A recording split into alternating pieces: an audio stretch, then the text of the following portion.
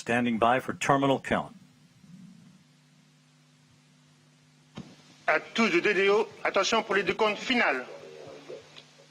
10, 9, 8, 7, 6, 5, 4, 3, 2, unité, top. And we have engine start.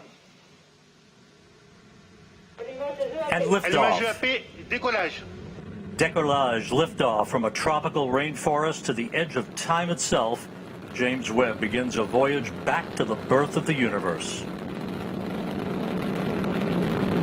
Punching a hole through the clouds, 20 seconds into the flight. Good pitch program reported.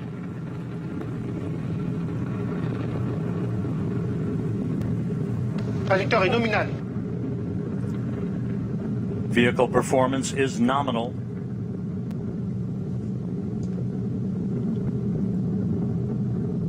The Ariane 5 rocket continues to fly uphill in nominal fashion. The rumble of the powerful Ariane 5 now being felt here in the control center. 3D animation. We can hear the noise and feel the vibrations here. You're right, Rob. Yeah, impressive. 13 kilometers in altitude, 7 kilometers downrange, traveling about 0.6 kilometers per second. Tous les paramètres à bord sont normaux. The trajectory reported to be nominal by Jean-Luc Voyer, the range operations manager. You can see at the bottom of your screen, the yellow line is the trajectory plot, perfectly overlaid over the green line, which was the pre-launch trajectory. 1 minute, 41 seconds into the flight, about 40 seconds away from shutdown of the solid rocket boosters.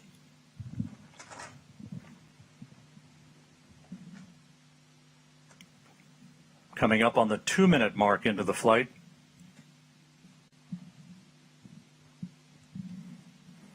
When it detects the threshold on acceleration, not the deceleration, but less acceleration. Tous les paramètres à bord sont normaux.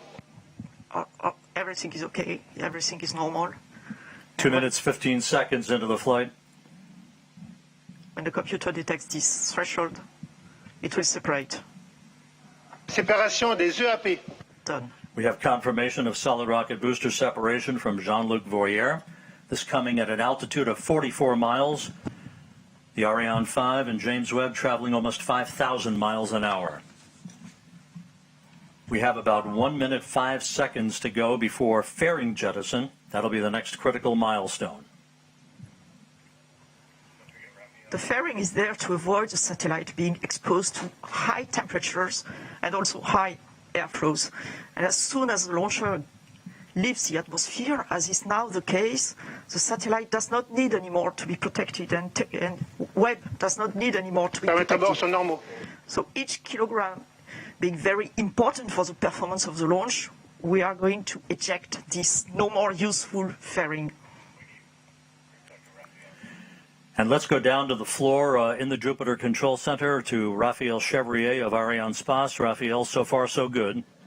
Hi, Rob. So far, so good. Everything is nominal, as we say, when attitude and trajectory of the Ariane 5 is going perfectly well. As you can see also on the yellow line on the screen, we had the confirmation of the separation of the two solid boosters and now of the fairing, meaning that we have crossed the limits of the atmosphere. So everything is going super good. And the DDO just said that all parameters are going perfectly smoothly. So let's continue the mission. And Raphael, this is a view from the upper stage camera called the Vicky Cam, looking back at the James Webb Space Telescope. This is on about a 20-second delay or so because of the way the imagery is processed here in the control room.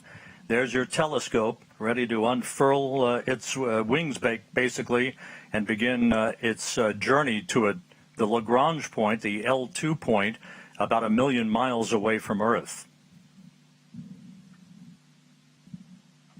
La trajectoire est nominale. Trajectory is nominal. The report from Jean-Luc Voyer.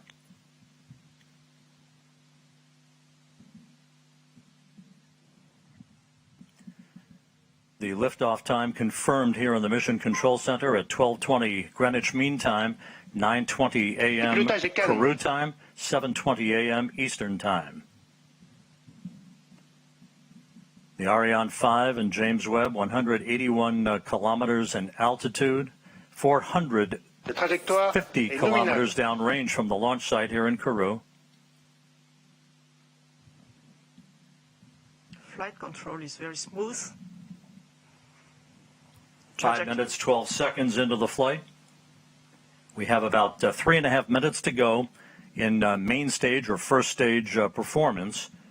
And again, you can see at the bottom of your screen the yellow plot line overlaid over the green line, meaning we are right on course, right down the pike, and a perfect trajectory so far for the Ariane 5 rocket.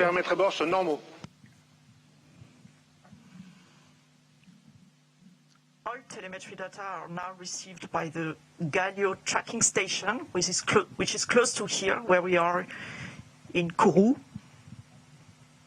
It will track the launcher up to the ignition of its upper stage, and then we'll have the Natal station in Brazil, Ascension as you can see on the map, in the middle of the ocean, and the two last stations in Africa, Libreville and Malindi, one on the east coast, the other one on the west coast.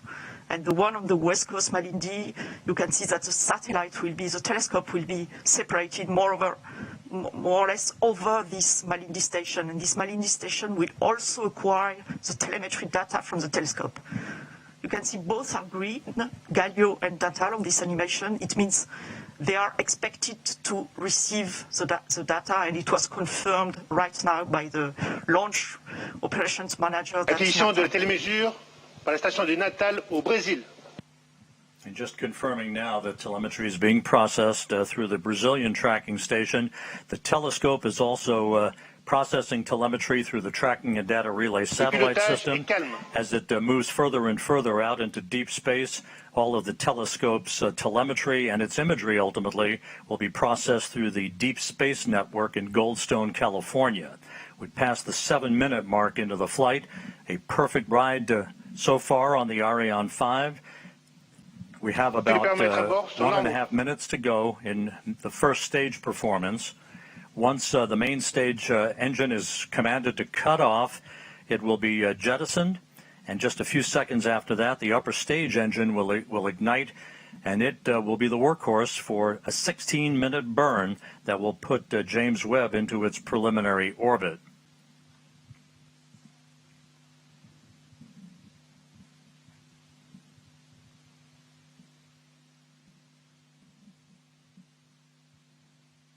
About 11 minutes from now, telescope controllers at the Space Telescope Science Institute will be sending commands to prepare James Webb for the initial series of commissioning activities that will lead to the deployment of its solar array and the initiation of generation of electrical power for the telescope.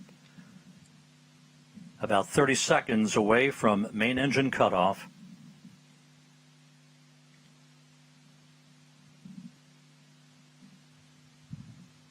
La trajectoire est normale. Nominal trajectory continues to be the watchword for the day from the Range Operations Manager, Jean-Luc Voyer, as we stand by for main engine shutdown and separation.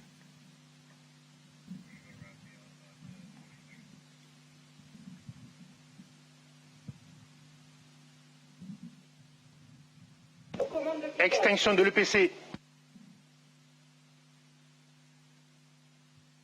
Opération EPC. And we have main stage shutdown and separation confirmed here in the Mission Control Center, and the ignition of that upper stage. And Raphael Chevrier down in the fishbowl. So far, so good. Yes, Rob, we have the confirmation of the separation of the main stage and the ignition of the upper stage. The trajectory is perfectly nominal. This is a very important moment for us because it's always a challenge to switch on a cryogenic engine in space condition, and we are now at 220 kilometers of altitude. Speed is a bit more than 7 kilometers per second as we enter now the second stage of the second phase of the flight. The upper stage is going to power for Pilotage est calme. about 16 minutes to place Webb on its transfer orbit, and right now everything is again nominal, as the DDO just said. And a short time from now, the so-called Sawtooth Maneuver will get underway. Again, like rocking a baby in a cradle, this will be a maneuver to keep Webb's optics protected from overheating, Luce. Exactly, Rob, like a baby in a cradle. You can see here Webb attached on top of Ariane 5 upper stage with a very specific configuration. Of course, it will be different during its lifetime, but for the time being, its sun shield is folded and not yet fully protecting the observatory. A number of exhaustive studies have been performed by the mission teams in Europe, in the US, on the thermal conditioning inside the telescope and the way the rays of the sun would propagate and interact with sensitive equipment inside the telescope. Maintain this thermal conditioning is really key before separating this telescope. And in particular, we know that one face of the telescope cannot face the sun. That's why, and to produce these right thermal conditions inside Webb, a specific roll law has been designed, what we call the Sawtooth Approach. And if you are watching carefully to these images, you can see this animation. You can see that the upper stage is going 30 degrees on one side, then 30 degrees on the other side, going back and forth this way to maintain this perfect thermal conditioning for the telescope. It's worthwhile noting that after Webb separates from the upper stage of the Ariane 5 rocket, which continues to perform in excellent fashion coming up on the 12-minute mark into the flight, the telescope controllers will be taking the baton, if you will, from the mission controllers here in Kourou. The first steps will be the opening of fuel valves, a pair of fuel valves, to start flowing fuel to Webb's onboard thrusters. They then will power on the valve drive electronics. Those are powered on in preparation to control and fire those thrusters when required. Webb's solar array is scheduled to be deployed at approximately the 33-minute mark into the flight. Once it is locked in place, we'll get the call that electricity is flowing through the array. That call will come from the Mission Operations Manager, Carl Starr, who's at the Space Telescope Science Institute at Johns Hopkins in Baltimore. Seated right behind him in that control room is Alicia Starr, a pair of stars helping to guide James Webb on its discovery of the stars. Alicia Starr is the lead engineer for launch and ascent events. Once the solar array is deployed and declared power positive, then 3 out of the 4 hold downs for the aft deployed radiator will be released to prevent binding due to the cool down of the telescope's composite structure. The contamination control heaters will be enabled to protect instrument optics on Webb from any water ice condensation as they cool down. The actuator drive unit will be powered on. This particular mechanism helps with heater control of the fine steering mirror, preventing water ice condensation, later to be used to position each of the mirror's segments. All 6 reaction wheels and the wheel drive electronics will be powered on for Webb, and that will be the precursor to the attitude control system using those reaction wheels to maintain the proper orientation with the sun, as opposed to using onboard thrusters. Of course, fuel in those thrusters, very valuable. It's a limited commodity for the lifetime of James Webb's observations of the universe. We're 13 minutes, 55 seconds into the flight. Jean-Luc Voyer, the Range Operations Manager, continues to report a nominal performance for James Webb. And again, Luce Fabregat from the European Space Agency, how is this trajectory being carefully and methodically adjusted to provide the correct parameters in the final stages of ascent? Yes, Rob, as you can see on this plot, the altitude is slightly going down. It's perfectly normal. The launch vehicle is really on the line where it should be. this decrease of its altitude, slight decrease of its altitude, will allow the launcher to benefit and the upper stage to benefit of the gravity effect and to increase its velocity until it reaches a thermal threshold. It's about to reach it, or even already reached it now, and it will go up. And now it will go up and up to the separation of the Webb telescope. It will separate the Webb telescope on a highly elliptic orbit, but still around the Earth. The telescope will be released, inserted on an orbit around the Earth with an apogee, a very high apogee above 1 million kilometers. Trajectory nominal as reported by Jean-Luc Voyer. You see him in that view, 185 kilometers in altitude. Some 4,500 kilometers downrange from the launch site here in Kourou, moving at more than 8 kilometers per second, right on the plot, right on the trajectory, everything looking great. We are about 9 minutes away from the completion of upper stage ignition. It's shutdown, and then about a 2.5-minute coast phase before Webb will separate. Observatory separation will be called out. You'll be hearing those calls and the initial calls from Carl Starr, the mission operations manager at the Space Telescope Science Institute at Johns Hopkins, through solar array deploy and the declaration of a power-positive spacecraft. James Webb, of course, will be traveling well beyond the moon to a distance of about 1 million miles away from Earth, settling into a highly elliptical halo-like orbit to begin its astronomical observations. And again, as we mentioned earlier, at the time of observatory separation, Webb will be at an altitude of approximately 864 miles, statute miles, traveling some 21,000 miles an hour.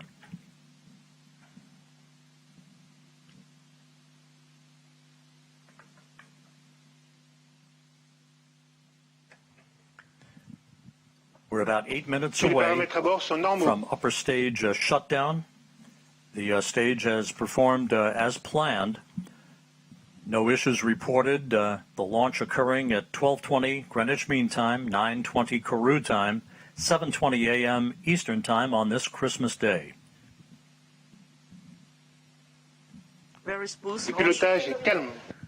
The velocity you just mentioned is very important, Rob. The velocity you just mentioned at separation of the telescope is very important.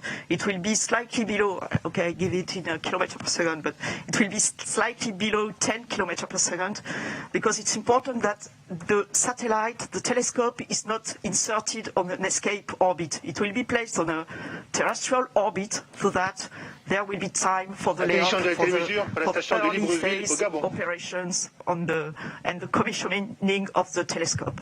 And that will be, in fact, the upper stage that will leave this orbit and goes toward an escape liberation orbit.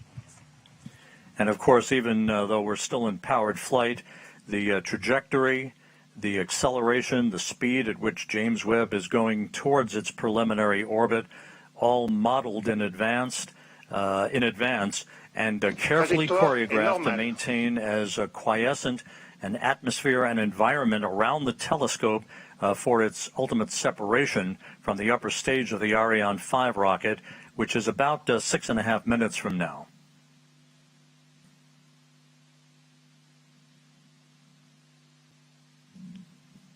Eighteen and a half minutes into the flight. It's very quiet now here in the control center here in Kourou. NASA officials, European Space Agency officials, Arianespace officials, all watching telemetry very carefully.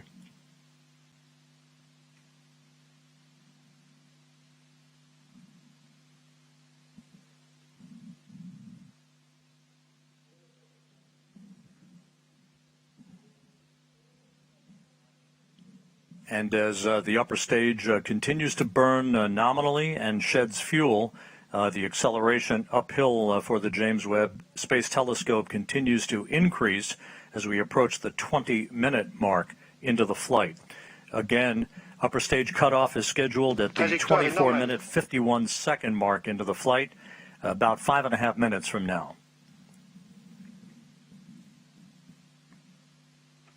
after the cutoff of this main engine, as you said, Rob, we will have a short ballistic phase, a short coasting phase that will, when the upper stage will rely fully on its what we call the attitude and roll control system, and it will adjust its attitude so that during this so small ballistic phase, all the requirements from the telescope are fully met. And that at the separation, when there will be the separation, the conditions will be very smooth and as requested for the telescope.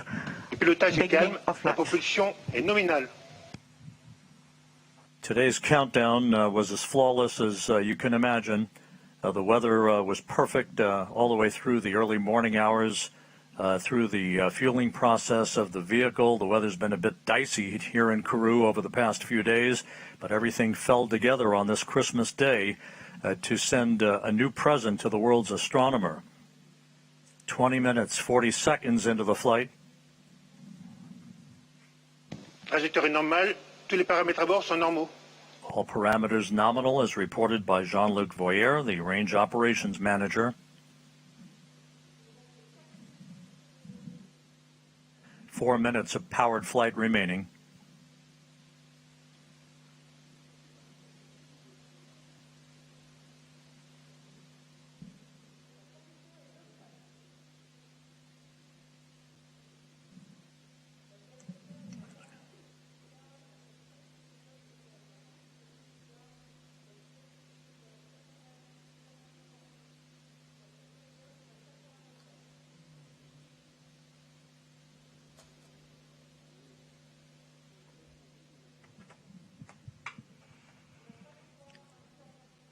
The telemetry of the launch vehicle is acquired for the time being by the Libreville tracking station on the western coast of Trajectoire est Africa. normale. Flight control is nominal. The trajectory is fully normal, fully as expected, as you can see on the plot with the yellow plot over the green one. That is the expected one. 22 minutes into the flight. Less than 3 minutes of powered flight Pilotage remaining. est calme. Smooth flight control.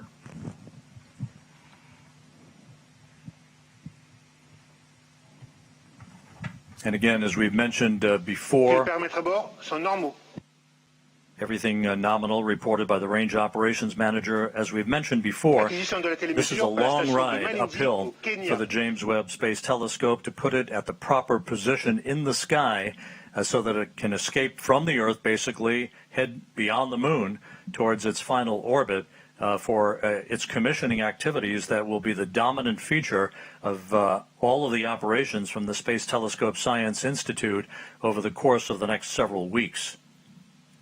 And the launch operations manager announced the acquisition by Malindi, by the Malindi station, as expected, for the end of the flight and the last part of the upper stage flight and the separation of the telescope. James Webb is about 4 minutes away from separating from the upper stage. And again, at that point, it will be on its own. And again, those milestones that we discussed a bit earlier in the broadcast will begin to be followed carefully by the telescope controllers at the Mission Operations Center, the MOC as it's called, at the Space Telescope Science Institute in Baltimore.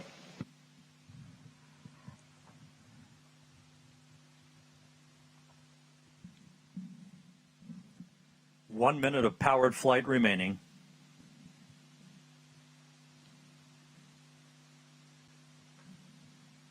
The upper stage continues to function perfectly. It's been a smooth ride for the James Webb Space Telescope.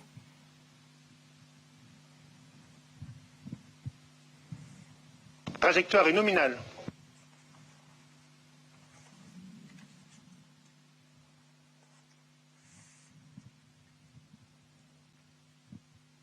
That upper stage was loaded pre-flight this morning with 15 tons of propellant for this long 16-minute burn, now about 30 seconds away from upper stage cutoff.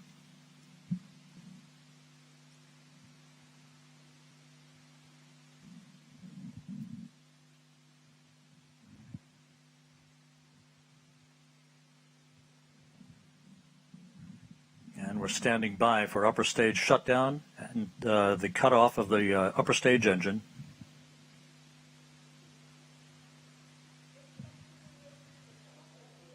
Extinction ESC.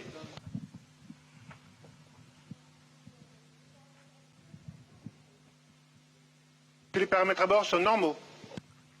The extinction of the shut-off of the cut-off of the engine was confirmed exactly as expected, with the exactly expected altitude and speed and velocity. So now we have entered the coasting phase, the ballistic phase, that will last for a little more than 2 minutes.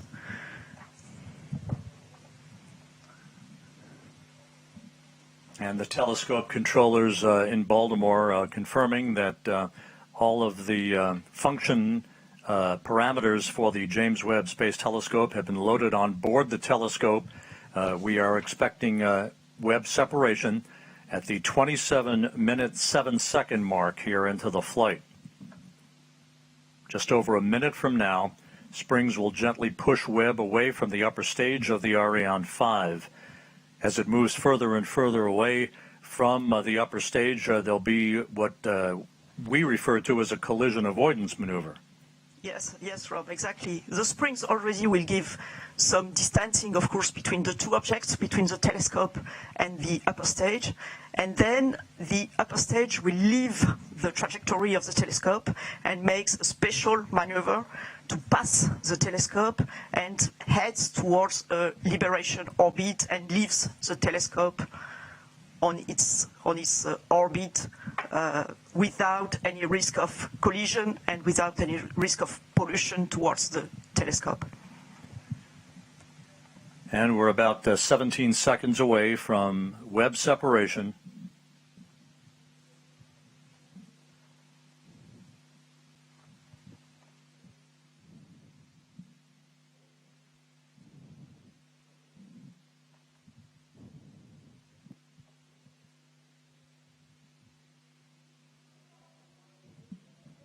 Séparation Webb Space Telescope. Go Webb!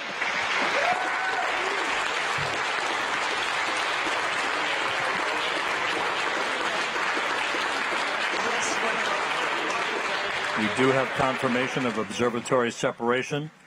The James Webb Space Telescope, amidst applause here in the Mission Control Center, now taking its first steps in pursuit of cosmological discovery. It was a perfect ride to orbit, and all of the separation sequence events are running in good fashion according to the telescope controllers. And there is the view from the upper stage camera on the Ariane 5 looking at the James Webb Space Telescope as it moves gently away from its launch vehicle.